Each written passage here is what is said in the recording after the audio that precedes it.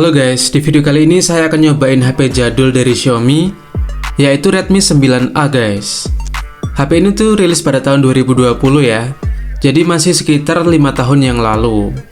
Tapi speknya itu kentang banget guys, menggunakan RAM 2GB, internal memori 32GB, dan menggunakan chipset MediaTek Helio G25 dengan fabrikasi 12 nanometer.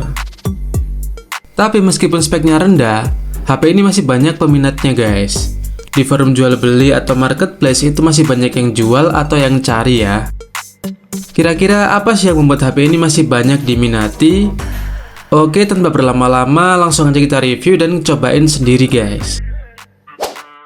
Yang pertama kita mulai dari segi desain terlebih dahulu ya. Di bagian belakang ini layout kameranya cukup simpel, hanya ada satu buah kamera, yaitu kamera utama 13 megapiksel. Kemudian ada lampu flash, dan di bawahnya ada tulisan 13 megapiksel kamera. Untuk cover belakangnya ini kayak ada pattern garis-garis gitu, jadi sangat nyaman untuk digenggam guys. Kemudian di sebelah kanan ini ada tombol volume dan tombol power yang kondisinya udah cukup keras ya, jadi butuh ditekan ekstra agar bisa berfungsi. Kalau di sebelah kiri ada slot SIM tray yang udah bisa dual SIM ditambah kartu memori. Tapi sepertinya ini udah gantian ya antara casing, tombol power, dan slot SIM tray-nya, karena warnanya beda guys.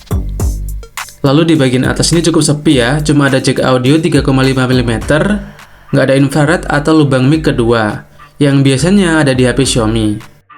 Kalau di bagian bawah cukup rame, ada lubang mic, port charger, dan micro USB, kemudian ada mono speaker guys. Secara keseluruhan, sisi kanan kiri dan pojok-pojoknya ini melengkung ya. Kalau di atasnya flat atau datar. Dan HP ini lumayan berat guys, bobotnya ada di sekitar 196 gram, jadi rasanya itu mantap banget. Dan walaupun dari plastik, desain HP ini saya kasih nilai 5/10 karena sangat compact dan gak mudah longgar guys. Kemudian kita bahas di bagian layarnya guys. HP ini berukuran 6,53 inci yang masih menggunakan panel IPS LCD ya, dan mempunyai rasio aspek 20:9 dengan kerapatan pixelnya 269 ppi, jadi nggak terlalu rapat ya. Walaupun resolusinya masih HD+, tapi masih enak lah buat nonton-nonton video atau lihat foto-foto guys. Walaupun nggak terlalu bagus seperti AMOLED atau layar yang speknya lebih tinggi. Lalu untuk rasio layarnya juga masih rendah, yaitu 60 fps, jadi nggak terlalu mulus banget guys. Dan brightness atau kecerahan layarnya juga cuma mentok di 400 nits. Jadi kalau di luar ruangan, kita harus mentokin kecerahan layarnya biar bisa kelihatan guys. Jadi menurut saya layarnya ini agak burik ya guys, nggak terlalu bagus. Jadi untuk nilainya itu 4/10. Kemudian untuk satur audionya ini masih mono speaker ya. Jadi cuma ada satu di bagian bawah HP-nya. Dan hasilnya juga cuma standar, nggak terlalu bagus, tapi juga nggak jelek banget guys. Karena bassnya itu masih bisa terasa.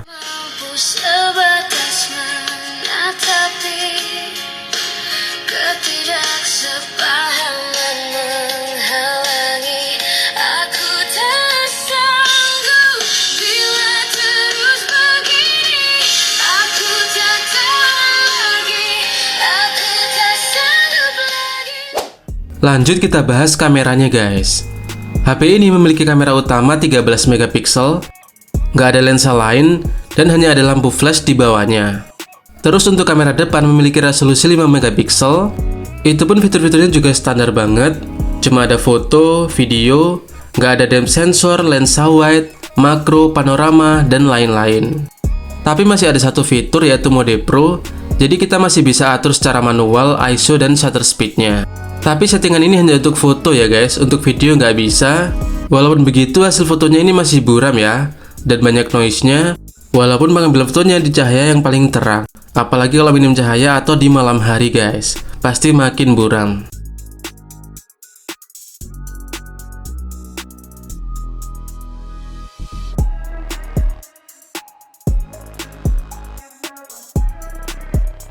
Sedangkan perekam videonya mentok di 1080-30 fps, itu pun hasilnya juga nggak blur dan goyang-goyang karena nggak ada fitur stabilisasi sama sekali guys.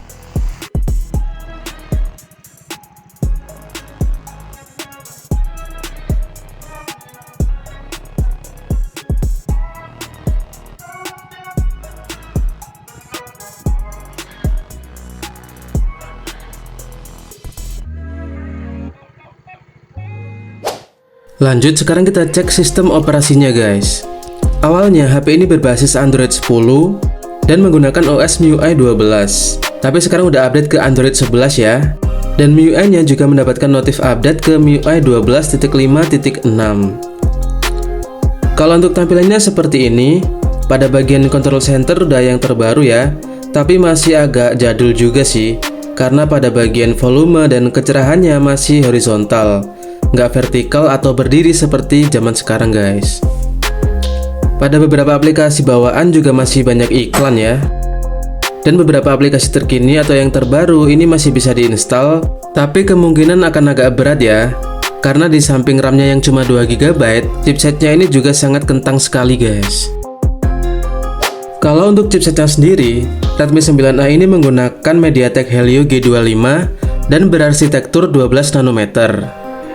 RAM-nya cuma 2 GB dan internal memorinya 32 GB, yang masih menggunakan eMMC 5.1 ya. Jangankan buat buat aplikasi terbaru guys, buat tekan home aja ini lama banget responnya. Apalagi kalau buat buka sosmed seperti IG, TikTok, ataupun Shopee, ini akan sangat berat banget guys, atau lemot. Di samping loadingnya yang lama, saat kita minimaliskan lalu buka kembali, itu pasti akan muat kembali atau nge-reload guys. Selanjutnya untuk kapasitas baterainya ini cukup besar ya. Redmi 9A dibekali dengan baterai 5000 mAh, jadi ketahanannya akan sangat luar biasa guys. Apalagi layarnya yang hanya beresolusi HD+, dan chipset MediaTek Helio G25 yang sangat hemat energi. Jadi baterai ini akan sangat awet sekali guys. Untuk screen on time-nya itu bisa sampai 12 jam lebih untuk penggunaan aktif. Kalau untuk penggunaan ringan itu bisa sampai 2 hari tanpa ngecas guys. Untuk sensor dan fiturnya ini juga banyak yang absen ya, seperti sensor sidik jari, giroskop, kompas, dan infrared blaster itu nggak ada guys.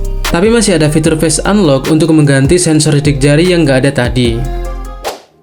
Oke, jadi kesimpulannya Redmi 9A ini cukup kuat ya dari segi body, desainnya juga compact, dan casingnya itu nggak mudah renggang walaupun udah berumur. Baterainya juga cukup awet, bisa bertahan seharian penuh untuk pemakaian komunikasi, multimedia, ataupun game ringan guys. Tapi kalau untuk performa ini udah nggak bisa mengatasi ya. Buat buka aplikasi besar itu sangat berat dan sangat lemot guys. Kameranya juga nggak terlalu bagus, hanya bisa untuk foto-foto biasa ataupun dokumentasi ringan. Videonya juga burik dan goyang-goyang karena nggak ada fitur stabilisasinya. Jadi cocoknya HP ini hanya untuk HP kedua ya, seperti buat komunikasi ataupun nonton YouTube itu masih bisa guys. Oke, jadi sampai sini dulu cobain Redmi 9A di tahun 2026 kali ini. Terima kasih udah mau nonton, semoga bermanfaat, dan jangan lupa like, share, komen, dan subscribe untuk cobain HP selanjutnya guys. Terima kasih.